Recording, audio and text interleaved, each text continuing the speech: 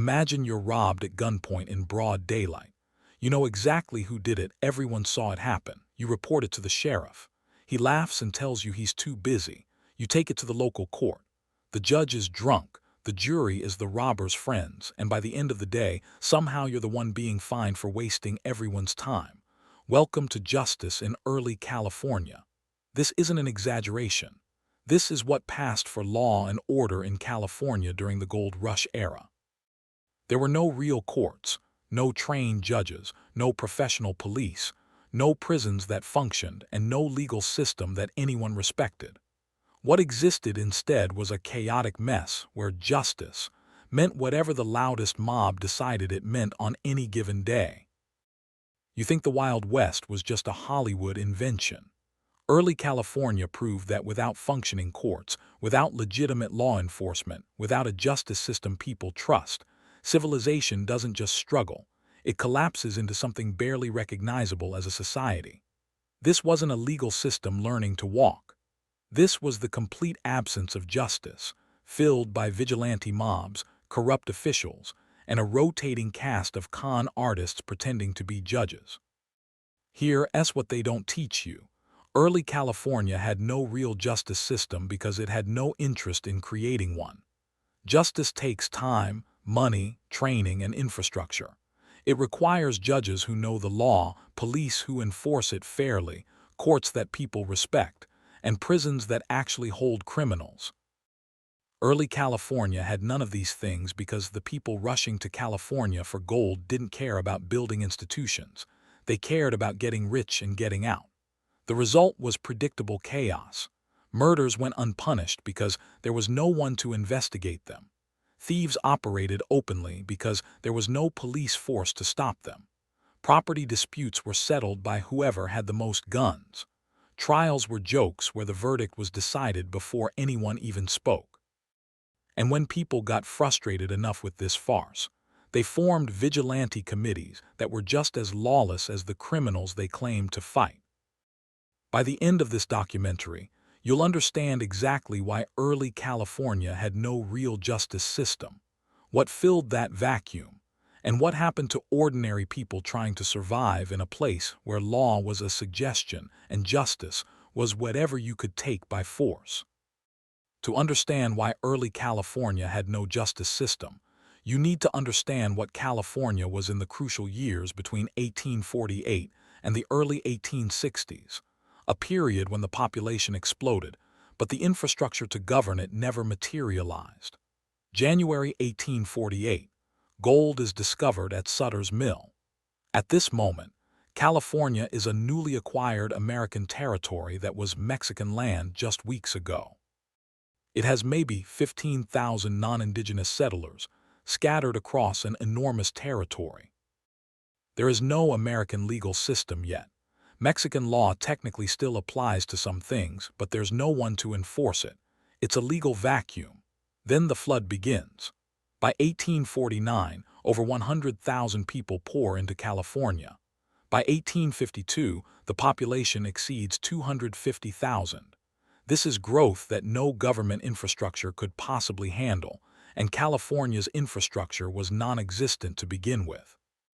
You have 250,000 people arriving in a place with no courts, no jails, no trained law enforcement, no legal code everyone agrees on, and no authority that anyone respects. California doesn't become a state until September 1850, and even then, statehood is mostly paperwork. The state government has almost no capacity to enforce laws across the vast territory. Counties are established, but they have no money, no buildings, no trained officials. The state constitution promises justice and rights, but there's nothing to back up those promises except words on paper. The federal government is 3,000 miles away across deadly terrain that takes months to cross. Federal marshals exist in theory, but there are maybe a handful of them trying to cover the entire territory. Federal courts exist on paper, but they're overwhelmed and understaffed. For all practical purposes, federal authority is non-existent in most of California. This creates a situation where you have hundreds of thousands of people with no functioning legal system governing them. There are laws technically. The state passes legislation, counties pass ordinances, but laws mean nothing without enforcement, and there's no capacity to enforce anything. The geography makes centralized justice impossible. California is enormous, and the population is scattered across hundreds of miles of mountains, deserts, and remote mining camps. Even if there were functioning courts in San Francisco or Sacramento, they'd be unreachable for most Californians. You couldn't travel there to file a lawsuit or press charges. You were isolated in your mining camp with whatever passed for local authority. The population composition guaranteed that justice wouldn't develop naturally. Early California was overwhelmingly young, single men, many of them criminals, gamblers, deserters, and people running from the law elsewhere. These weren't settlers planning to build stable communities with functioning institutions. They were fortune hunters who expected to strike gold and leave within months or years. Why would these temporary residents care about building a justice system? They weren't planning to stay. They had no long-term investment in California's future. They wanted to extract wealth as fast as possible, and justice systems slow down wealth extraction by enforcing property rights, contracts, and regulations. The economic incentives were all wrong for building justice infrastructure. Paying for courts, judges, police, and jails requires taxation, and the miners violently opposed taxes. They'd come to California to get rich, not to pay for government. The state and counties were chronically broke because no one would pay taxes, which meant they couldn't hire competent judges or build adequate jails even if they wanted to. This created a vicious cycle. No money meant no justice infrastructure. No justice infrastructure meant no law and order. No law and order meant no one respected or trusted the government. No trust meant no one would pay taxes. Round and round, with the justice system never developing because the basic requirements for it, money, training, infrastructure, public support, never existed. The cultural context made it worse. Many of the people flooding into California came from places with established legal systems. They knew what justice looked like, but they'd left those systems behind deliberately because they saw California as a place where rules didn't apply.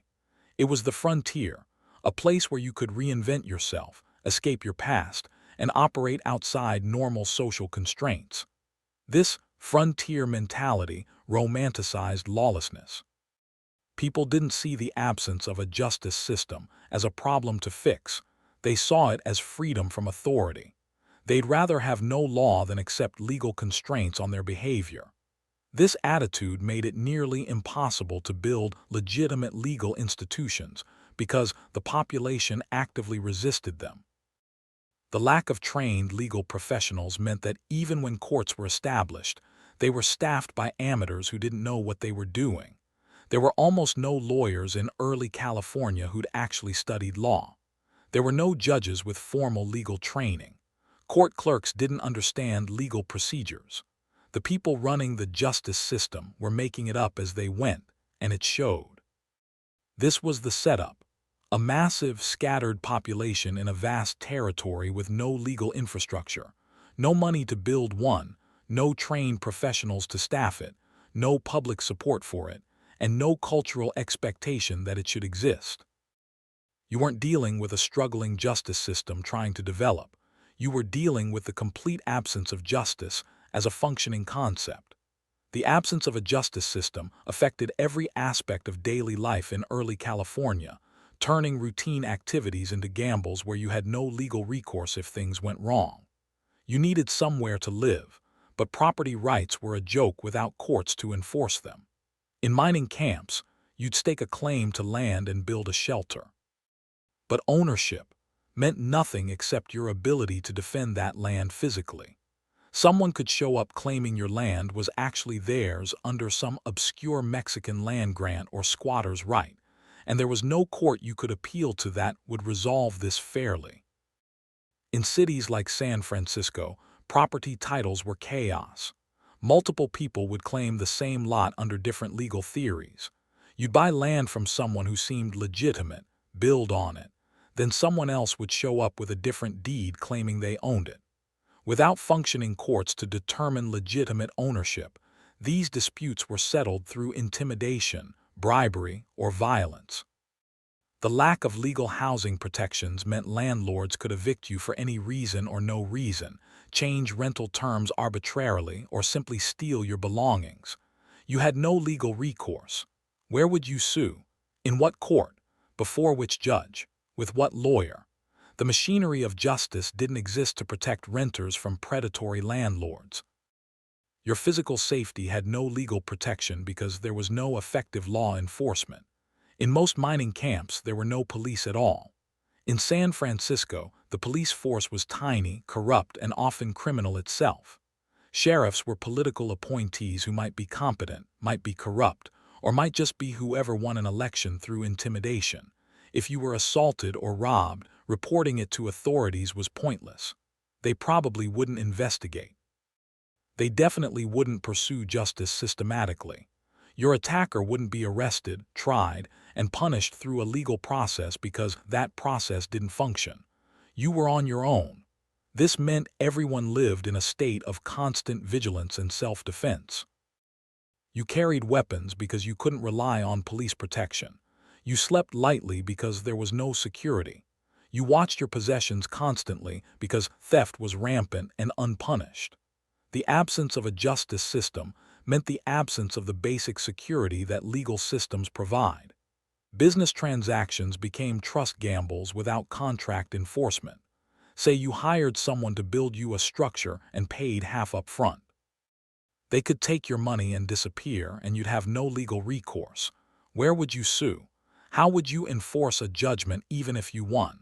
The lack of functioning contract law meant every business deal was a leap of faith.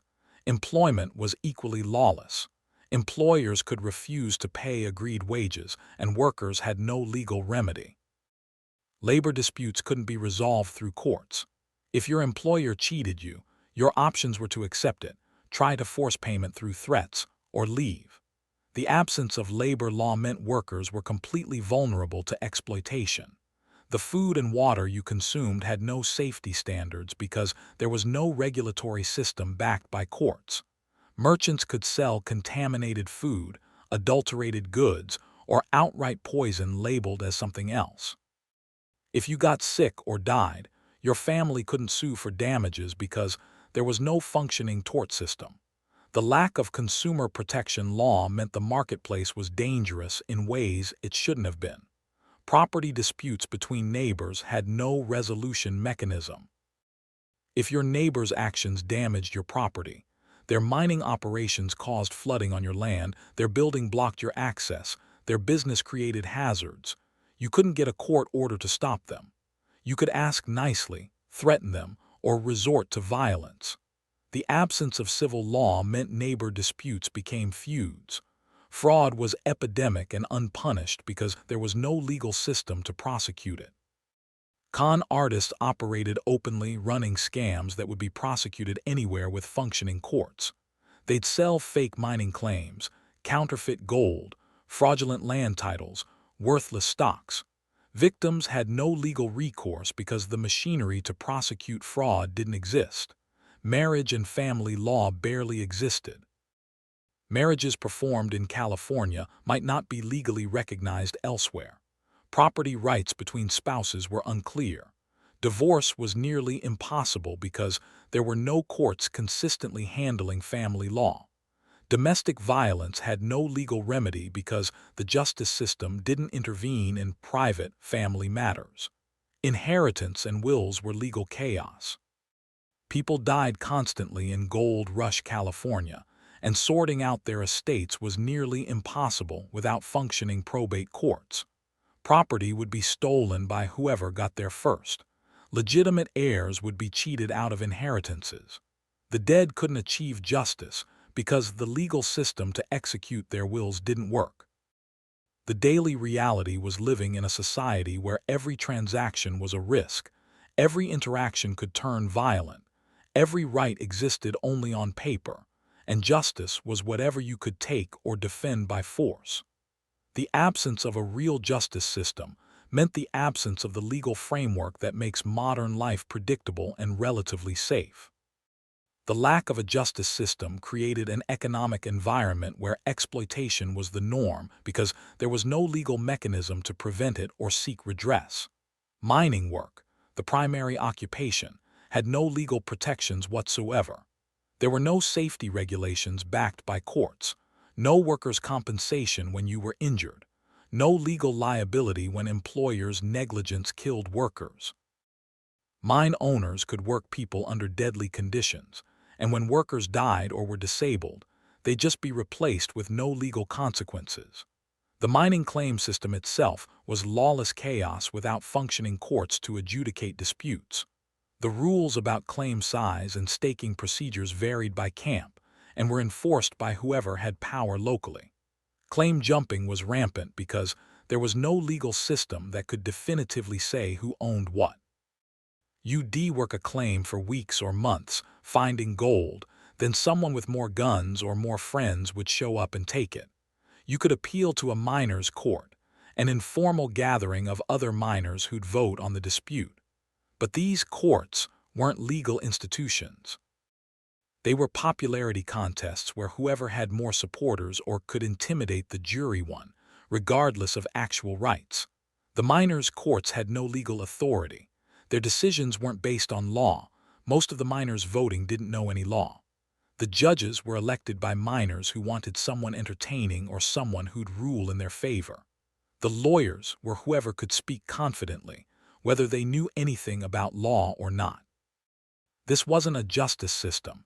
It was theater pretending to be justice. Wage labor was exploitation without remedy because there was no labor law backed by courts. Employers could promise wages and then refuse to pay, knowing workers had no legal recourse. What court would you take them to? What lawyer would represent you? How would you enforce a judgment? The absence of these mechanisms meant employers could cheat workers freely. The wage theft was systematic and brazen. You'd work for weeks, then be told there was no money to pay you, or be paid in scrip only redeemable at the company store, or be paid less than promised with no explanation. Complaining got you fired or beaten. The lack of labor courts meant workers had no voice. Debt collection was vigilante justice because there were no functioning civil courts to sue for payment. If someone owed you money, you couldn't take them to court and get a judgment. You had to either accept the loss or attempt to collect through intimidation and force. This turned every debt into a potential violent confrontation. Conversely, if you owed money, creditors could harass you violently with no legal limits because there was no court to protect debtors' rights or regulate collection practices. The absence of bankruptcy courts meant if you went broke, you had no legal way to resolve your debts and start over. You'd just be hounded forever by creditors who might turn violent. Banking was fraud and theft because there was no regulatory system backed by courts. Banks would open, accept deposits, then close and disappear with depositors' money.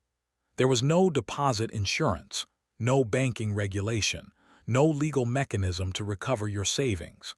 People lost everything to bank fraud repeatedly, and the fraudsters faced no legal consequences because there was no justice system to prosecute them. Land speculation was theft dressed up as business because there was no functioning system of property law. Speculators would claim land under questionable legal theories, forge documents, bribe officials, and steal property from legitimate owners. The victims couldn't get justice through courts because the courts, when they existed, were corrupt or incompetent. The massive theft of Mexican land grants demonstrates this perfectly.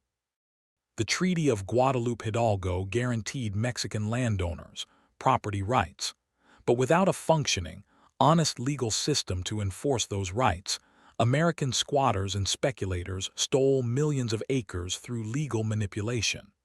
The courts that heard these cases were designed to validate theft, not deliver justice. Mexican landowners would be bankrupted by legal proceedings designed to favor Americans. They'd lose land their families had owned for generations to Americans with forged documents and corrupt judges. This was legal theft. The justice system wasn't delivering justice.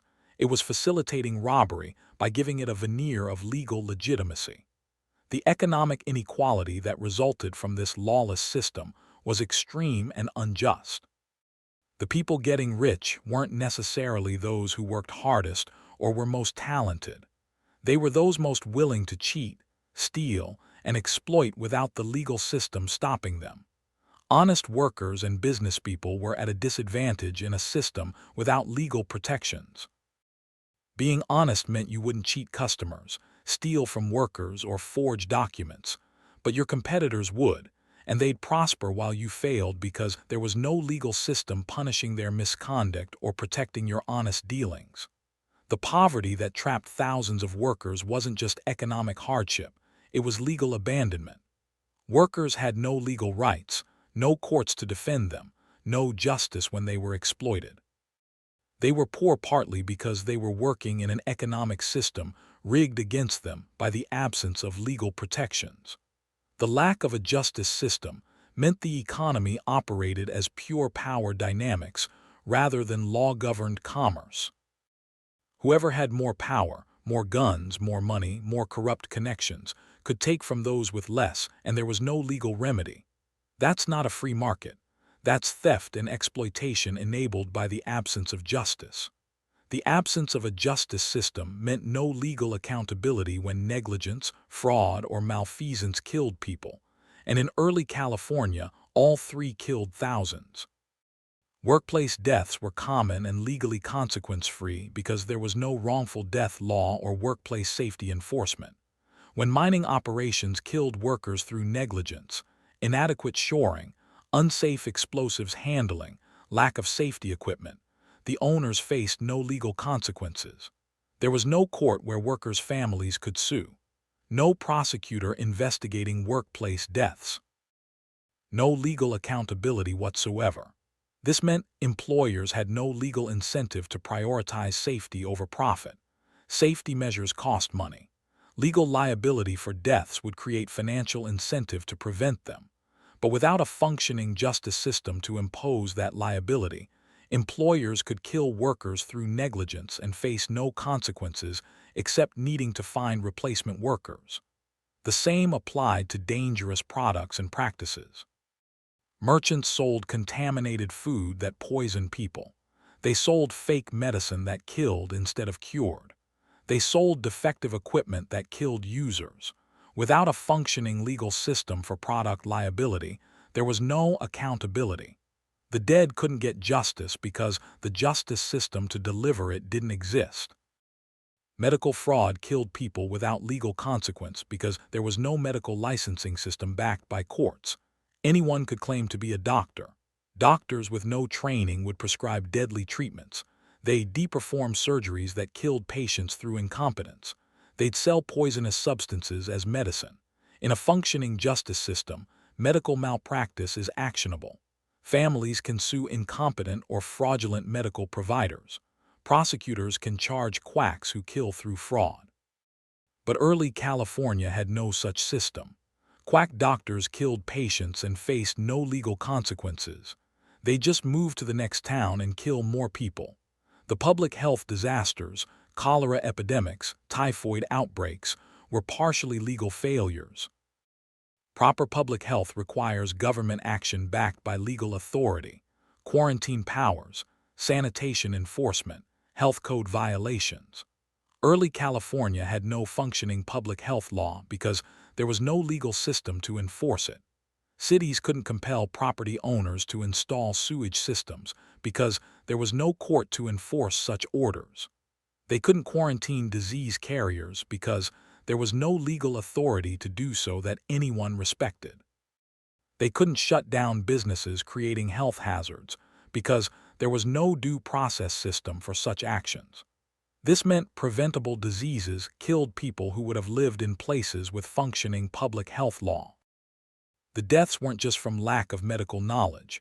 They were from lack of legal infrastructure to implement the public health measures that could have saved lives. Murder went unpunished at horrifying rates because there was no functioning criminal justice system. The murder rate in early California was astronomical, possibly 10-20 times modern rates. Most murders were never investigated, never prosecuted, never punished.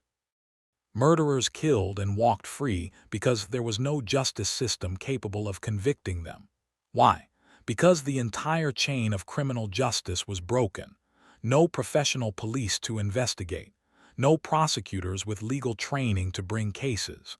No courts with procedures that worked. No juries that could be trusted to deliver honest verdicts. No prisons to hold convicted murderers. Every link in the chain was missing or broken. This meant you could literally get away with murder in early California if you had even minimal power or connections. The justice system wouldn't stop you, wouldn't catch you, wouldn't punish you. Murder became a consequence-free crime for many perpetrators, which encouraged more murder. The racial violence that killed hundreds of Chinese, Mexican, and Native American Californians was enabled by the justice system's complete failure to protect minorities. White men could murder minorities with near-total impunity because the legal system wouldn't pursue justice for non-white victims. Chinese immigrants couldn't testify against white defendants in court, a legal rule that meant white criminals could victimize Chinese people freely, knowing their victims couldn't even testify against them. This wasn't just discrimination. It was the legal system actively preventing justice based on race. The genocide of Native Californians was facilitated and sometimes funded by the state government, with zero legal accountability. The state paid bounties for Native American scalps. Militias massacred Native people, including women and children, with no legal consequences. The justice system not only failed to prevent genocide, it enabled and rewarded it. When people died in fires, building collapses, or other preventable disasters, there was no legal accountability for those responsible. Building codes existed on paper in some places, but without courts to enforce them, they meant nothing. Landlords could rent death-trap buildings that killed tenants and face no legal consequences. The death toll from the absence of justice is impossible to calculate precisely, but it's in the thousands. People died from workplace negligence, medical fraud, contaminated products, preventable disease, murder, and preventable accidents. All deaths that a functioning justice system could have prevented through accountability, deterrence, and enforcement. The absence of legal justice for death meant the dead were doubly victimized, first by being killed, then by being denied the justice that might deter future deaths. The justice system's failure to hold killers accountable meant killing continued unchecked. The absence of a real justice system turned early California into a criminal's paradise where crime went unpunished, victims had no recourse, and violence became the default method for settling disputes. Law enforcement was a joke at best, criminal at worst. San Francisco in 1850 had maybe a dozen police officers for 25,000 people, a ratio that made effective policing impossible even if the police had been competent and honest. They weren't. The police were political appointees, often corrupt, sometimes actively criminal themselves. Sheriffs in counties were elected officials who might be good people or might be criminals who won elections through intimidation. They had tiny budgets, no professional training, and often no interest in actually enforcing law. A sheriff might ignore crimes by his political supporters, selectively enforce laws against enemies, or simply be too overwhelmed to do anything effective. The absence of professional investigation meant most crimes were never solved. When someone was robbed or assaulted, there was no detective work, no evidence collection, no systematic pursuit of suspects. Either the victim knew who did it and could prove it somehow, or the crime went unsolved. Forensics didn't exist. Investigation skills didn't exist. Most criminals were never caught. Criminal trials, when they happened, were farces that made justice impossible. Juries were often stacked with the defendant's friends or people who could be bribed or intimidated. Judges might be drunk, corrupt, or simply incompetent. Lawyers might know nothing about law. The entire proceeding would be a theater of injustice where the verdict was predetermined. There were documented cases of murderers being acquitted by juries of their friends, even when the evidence was overwhelming. Thieves would walk free because they'd bribed the jury. Actual guilty people would be released, while occasionally innocent people would be convicted because they were unpopular or had powerful enemies. The prison system barely existed, making punishment impossible even when criminals were convicted. California had almost no secure prisons. County jails were often just wooden structures that prisoners could easily escape from. The state prison in San Quentin was inadequate and overcrowded. Many counties had no jail at all. This meant that even when the justice system managed to convict someone, a rare occurrence, they often couldn't actually punish them. Prisoners would escape, or there'd be nowhere to send them, or the sentence would be ignored. The absence of functioning prisons meant conviction didn't translate into actual punishment. Vigilante movements filled the justice vacuum, but they were lawlessness pretending to be justice. The San Francisco Vigilance Committees of 1851 and 1856 are the most famous examples. These were extra-legal organizations that appointed themselves as law enforcement, held their own trials, and executed their own sentences. The vigilantes claimed they were providing justice that the legal system couldn't deliver, and in some cases they did execute actual criminals who deserved punishment. But vigilante justice is mob rule, not real justice. The vigilantes hanged people without due process, exiled others without trial, and intimidated their political opponents. They were replacing one injustice system, corrupt official courts, with another, mob violence. The fact that thousands of citizens supported vigilantism proved how completely the official justice system had failed.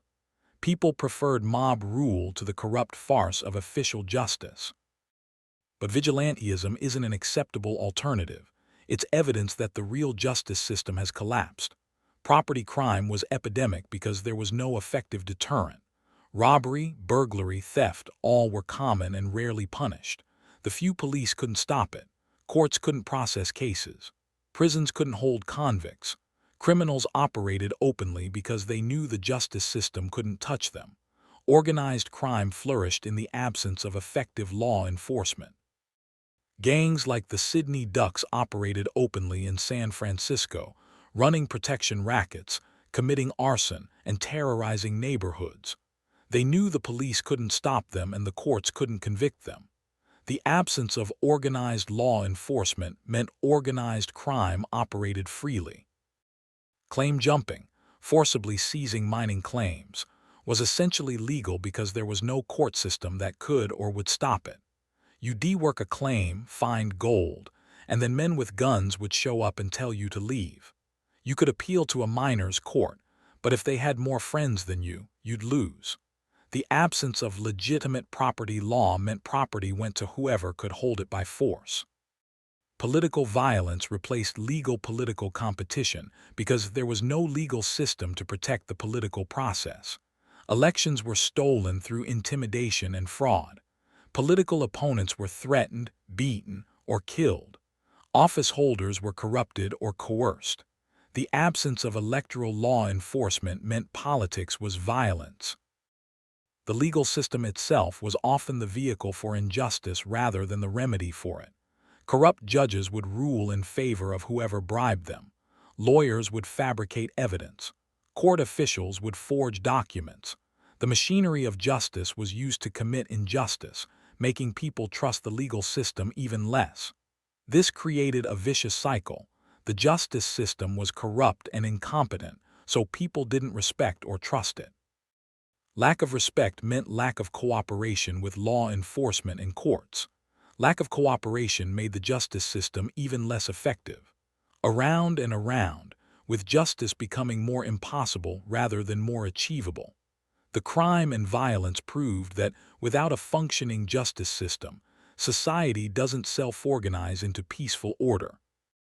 It degenerates into might-makes-right chaos where violence is rational because there are no legal alternatives. The absence of a real justice system hit hardest those who had least power. Women, children, and immigrants had no legal protection because there was no legal system capable of protecting them. Women in early California had almost no legal rights, And without functioning courts to enforce even those minimal rights, they were completely vulnerable. Married women's legal identity was subsumed into their husbands. Their property became his. Their earnings became his. They couldn't enter contracts independently.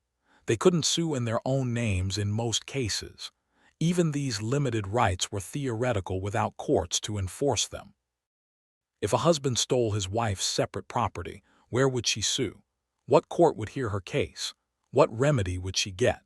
The absence of functioning family law courts meant women's legal rights existed only on paper. Domestic violence had no legal remedy because the justice system didn't intervene in family matters. A man could beat his wife bloody and she'd have no legal recourse. Police wouldn't intervene. It was a private family matter. Courts wouldn't punish it. Wives were property, essentially. The absence of legal protection meant domestic violence was de facto legal. Rape prosecutions were nearly impossible, both because of social attitudes and because the justice system didn't function. Rape victims were blamed and stigmatized. Reporting rape often destroyed the victim's reputation rather than bringing justice. The few cases that went to trial often resulted in acquittal because juries didn't believe women or didn't care. The justice system's failure to prosecute rape meant sexual violence against women went largely unpunished. Rapists operated knowing they'd face no legal consequences. The absence of sexual assault prosecution was a justice system failure that destroyed women's lives. The trafficking of women into forced prostitution was enabled by the justice system's complete failure to protect enslaved women. Thousands of women, particularly Chinese women, were brought to California through fraud or kidnapping and forced into brothel slavery. This was well known. It was documented. And the justice system did nothing. Why? Because the women had no legal standing to seek help. Chinese women couldn't testify in court. Enslaved prostitutes had no access to lawyers or courts. Police were bribed by brothel owners. Prosecutors didn't care. The entire justice system turned away from enslaved women, leaving them with no legal remedy for their enslavement. Children had zero legal protections because there was no functioning family law or child protective system. Child abuse went unpunished because there was no legal mechanism to intervene. Parents could beat, neglect, or exploit children with no legal consequences. The absence of child protection law meant children were property with no rights. Orphans, and there were thousands because parents died constantly, had no legal protection. There was no functioning probate system to protect orphans' inheritances, no child welfare system to ensure their care. Orphans would be exploited for labor, cheated out of inheritances, or simply abandoned. The legal system that should have protected them didn't exist. Child labor was completely unregulated because there was no labor law backed by courts. Children worked dangerous jobs, mining, construction, industrial work, with no legal protections. They were injured and killed at work. They were cheated of wages. They were worked under conditions that would be criminal today. The absence of child labor law meant children's exploitation was legal. Chinese immigrants faced systematic legal discrimination that denied them justice.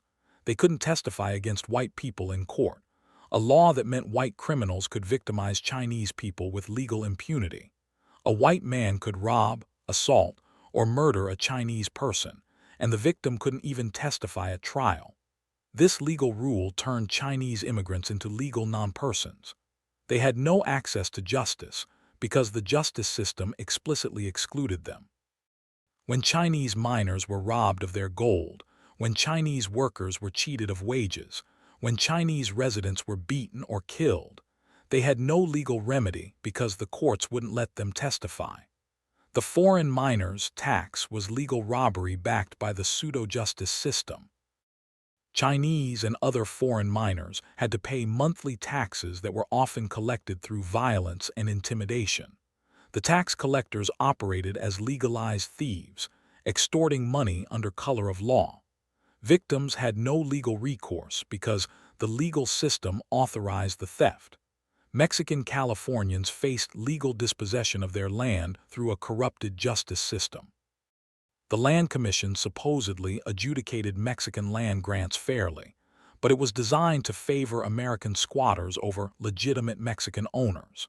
The legal process bankrupted Mexican landowners through fees and delays, then ruled against them based on technicalities and forged evidence. This was the justice system being used as a weapon of ethnic theft. The courts didn't deliver justice. They legitimized robbery by giving land theft a legal veneer. Mexican families lost land they'd owned for generations to Americans who used the corrupted legal system to steal it.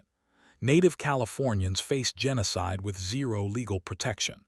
They had no legal rights that white Californians had to respect. They couldn't testify in court. They had no property rights. They could be killed, and the justice system wouldn't punish their murderers. The state paid bounties for their scalps. The government itself was funding murder and calling it legal. The apprenticeship system legally enslaved Native American children. White families could take custody of Native children and force them to work until adulthood. This was legal kidnapping and slavery, authorized by law and enforced by courts. The children had no legal remedy because they had no legal standing. The treatment of vulnerable populations proved that without a functioning justice system that protects everyone equally, the powerless are abandoned to whoever has power over them. Women, children, and minorities had no justice because the system that should have protected them didn't exist or actively victimized them. The period from 1851 to 1856 in San Francisco represents the nadir of California's justice system failure. When the official legal system had so completely broken down that thousands of citizens openly embraced extra-legal mob rule as superior to the courts and laws that theoretically governed them.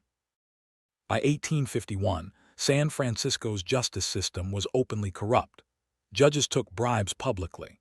The jury system was so compromised that verdicts were bought and sold. The police were either ineffective or actively criminal. Criminals operated with impunity because they knew the legal system wouldn't punish them. The trigger was a wave of arson and robberies by organized gangs, particularly the Sydney Ducks. These criminals would set fires to create chaos, then rob fleeing residents. They'd burglarize businesses knowing there'd be no legal consequences. The official justice system couldn't or wouldn't stop them. In June 1851, a merchant named C.J. Jansen was robbed. 2 men were arrested, tried in official court, and acquitted despite eyewitness testimony, because they'd bribed the jury. This blatant miscarriage of justice outraged the public and demonstrated that the official justice system was broken beyond repair. Within days, the Vigilance Committee of 1851 formed with thousands of members. They weren't a fringe group. They represented the business establishment and much of the middle class.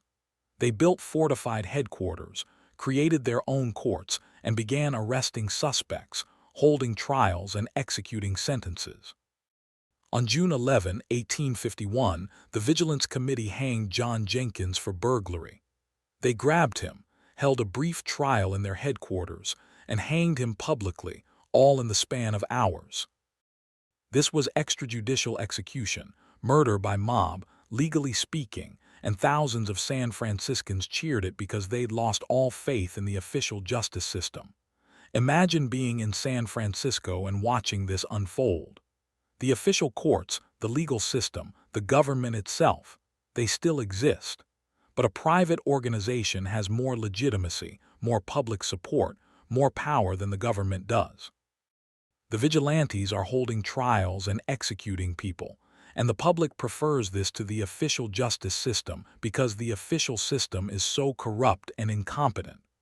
Over the next months, the Vigilance Committee hanged 4 men, whipped several, and deported about 30 others. They operated a parallel justice system that was faster, seemed more effective, and was more trusted than the official courts. This was complete justice system failure. The government had lost its monopoly on legitimate authority. The committee disbanded in September 1851, claiming they'd restored order. But they hadn't fixed the underlying problem. the official justice system was still broken. The corruption, incompetence, and public distrust continued. By 1856, the situation had deteriorated again. Corrupt politicians controlled San Francisco's government. The justice system was again openly for sale. Political violence was common. On May 14, 1856, corrupt politician James Casey shot and killed newspaper editor James King of William, who'd been exposing corruption. Casey was arrested and jailed, but there was real fear the corrupt courts would acquit him through jury tampering and bribery. This fear was well-founded. Everyone knew the justice system was rigged. Within days, the Vigilance Committee of 1856 reorganized with even more members and power than the 1851 committee. On May 18, the vigilantes stormed the county jail with thousands of armed men. They seized Casey and another prisoner, took them to vigilante headquarters, held their own trials, and hanged both men publicly on May 22. They'd literally stormed a government jail, kidnapped prisoners from official custody, and executed them outside the legal system. The state government was powerless to stop them. Governor Johnson tried to raise militia to suppress the vigilantes, but the militia refused or sided with the vigilantes. Federal authorities declined to intervene. The vigilantes controlled San Francisco more thoroughly than the legal government did. For months, the Vigilance Committee ran San Francisco. They had thousands of armed members. They arrested, tried, and punished people through their extra-legal system. They exiled dozens of people they deemed undesirable. They were the de facto government because they had more power and legitimacy than the official government. This was the darkest moment because it proved the complete failure of the justice system. The official courts, laws, police, and government still existed, but nobody trusted them, nobody used them, and nobody could defend them against the vigilantes.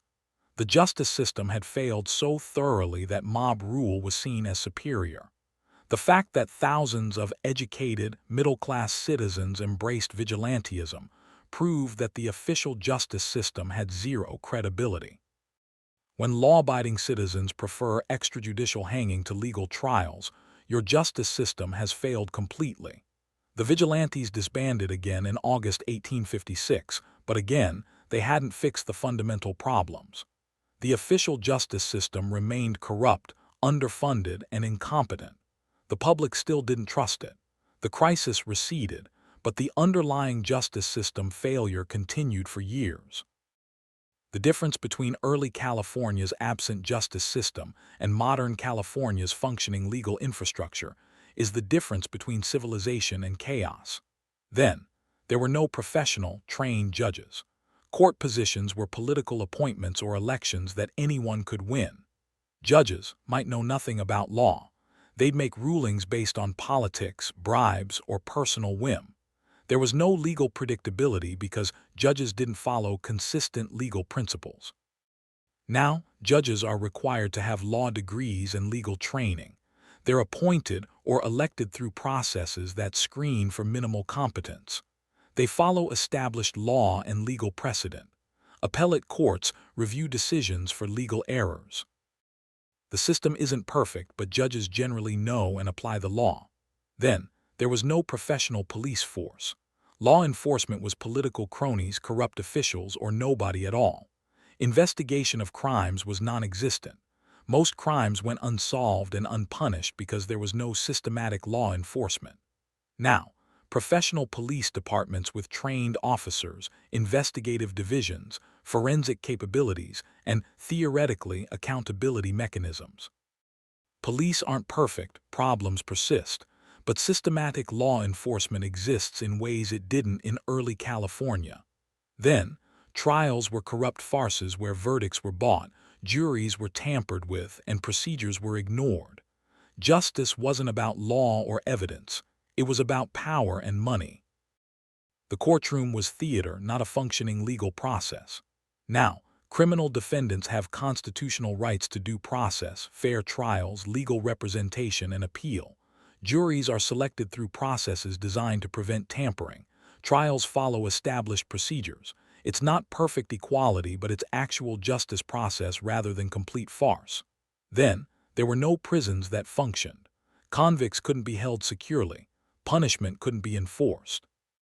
The criminal justice system ended at conviction because there was nowhere to send convicts and no system to hold them. Now, functioning prison system, overcrowded and problematic but functional, that can actually hold convicts and enforce sentences. Parole and probation systems. The criminal justice system can impose actual punishment rather than just theoretical sentences. Then, vulnerable populations had no legal protection. Women, children, minorities, they were legally abandoned or actively victimized by the legal system. There was no recourse against exploitation, violence, or discrimination. Now, legal protections for vulnerable populations, not perfectly enforced, but they exist. Domestic violence prosecution, child protective services, civil rights law, anti-discrimination statutes. The legal system, at least theoretically, protects the vulnerable rather than abandoning them. Then, property rights were whoever could hold land by force. Contract law didn't work. Tort law barely existed. The civil justice system was so broken that business and property disputes were settled through violence or just resulted in theft. Now, functioning civil courts where property disputes are resolved, contracts are enforced, and torts are adjudicated. Real estate title system, business law. The machinery that makes modern commerce possible exists because the civil justice system works. The transformation required deliberately building the infrastructure early California lacked. Law schools to train lawyers and judges, professional police forces, adequate prisons, civil service to reduce corruption, constitutional protections, and public investment in justice infrastructure. None of this happened automatically. It was built over decades. Early California had no real justice system because it had no interest in building one. Justice requires investment, training, infrastructure, and time. All things that Gold Rush California refused to provide because they'd slow down wealth extraction and cost money that nobody wanted to spend on government. The result was predictable chaos, corrupt courts, incompetent judges, criminal police, broken prisons, and a population that preferred vigilante mob rule to the official legal system. This wasn't a young justice system finding its feet. This was the complete absence of justice, replaced by power, bribery, violence, and selective enforcement that served the powerful while abandoning everyone else. Thousands of people suffered and died because California had no real justice system. Murderers walked free. Thieves operated openly. Workers were exploited without recourse. Women were assaulted without protection. Children were abused without intervention. Minorities were victimized with legal approval. The vulnerable had no voice, no protection, no avenue for justice. The absence of a justice system didn't mean freedom. It meant that the strong could prey on the weak without consequence. It meant disputes were settled by violence rather than law. It meant contracts meant nothing and property rights were fiction. It meant living in constant fear because there was no legal protection for your person or property.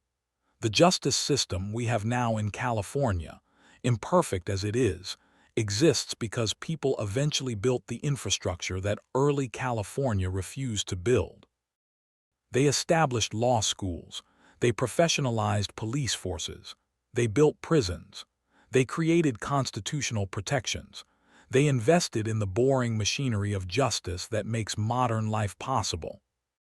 When you can call the police and expect a response, when you can sue for breach of contract and expect a fair hearing, when you can report a crime and expect investigation, when you have constitutional rights that courts will defend, you're experiencing justice infrastructure that early California completely lacked. The people who suffered under early California's absent justice system deserved better. They deserved courts that worked, police who protected them, and laws that applied equally.